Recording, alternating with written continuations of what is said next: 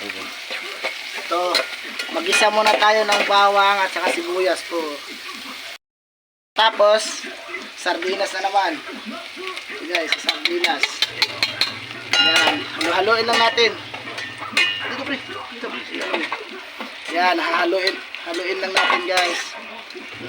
Hanggat maano yung lasa niya.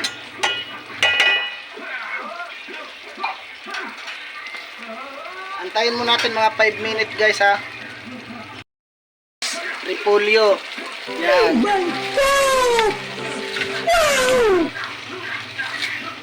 Simpleng ulam lang to mga idol ha.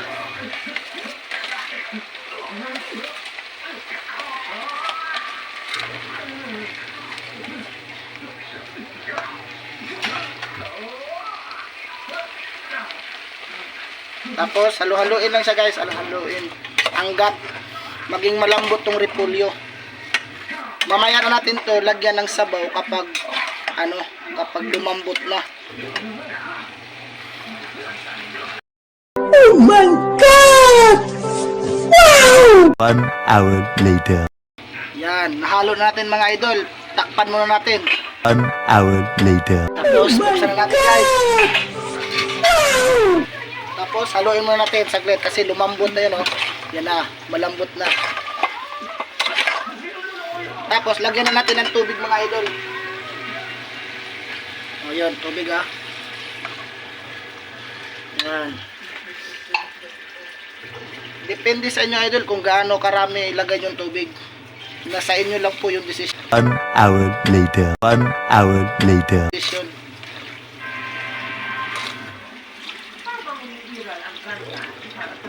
Yan.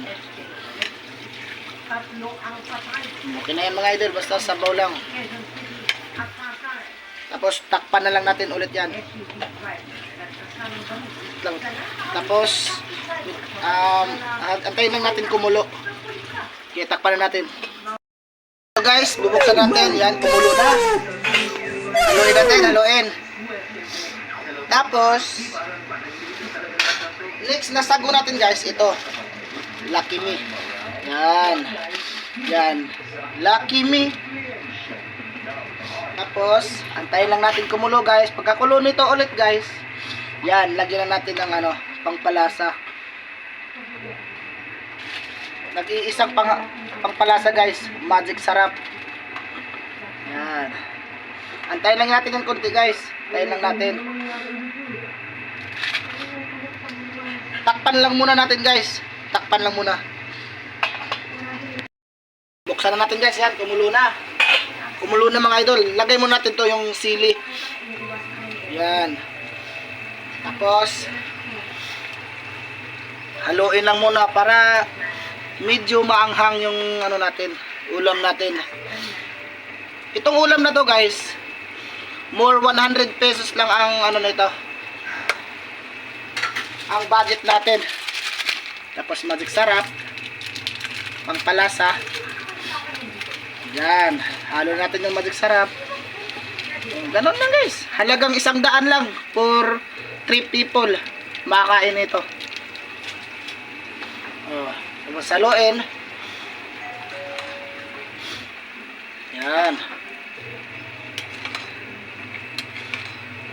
Bango guys. Lang nagtatapos yung video natin guys. Pakipalo nyo naman ako. Kaya takpan na natin kasi luto na to eh. Thank you sa papanood.